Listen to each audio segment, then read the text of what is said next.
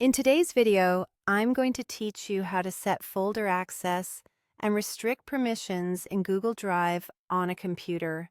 Whether you're organizing a project folder or something like a content library, the goal is to make sure the right people can see it and that you don't accidentally grant more control than intended. Start by opening your web browser and going to drive.google.com. Sign in to your Google account if you aren't already. In your Drive, find the folder you want to manage.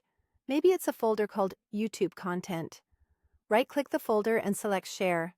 This opens the main control panel for access and permissions. In the Share window, look at the General Access section.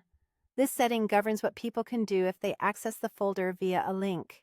Choose Viewer if you want people to only look at the files, or Commenter if they should be able to leave feedback without altering anything. Avoid Editor here unless someone truly needs full control. Anyone with editor access can change permissions and share the folder with others, which can spread access more widely than you intend. Next, click the gear icon in the top right corner of the Share window to open additional settings. You'll see the option that says, Viewers and commenters can see the option to download, print, and copy. Decide whether to keep this checked. If you leave it checked, viewers and commenters can download, print, and copy files.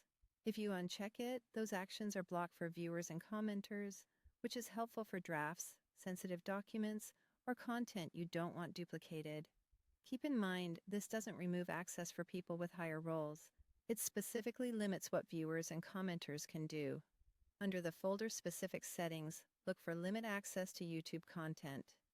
Turn this on if you want to ensure that only the owner and people you add directly can open the folder. With this enabled, someone might still see the folder name or icon through a shared parent directory or a link floating around, but they won't be able to open it unless you've granted them direct access. This is an effective safeguard against indirect access via broader shares. When you're satisfied with these choices, click Done to save all changes. Your folder now has clear roles, optional restrictions on downloading and copying, and strong limits on who can actually open it. That's how you manage folder access and restrict permissions in Google Drive. If this video helped, please like, subscribe, and share. Thanks for watching.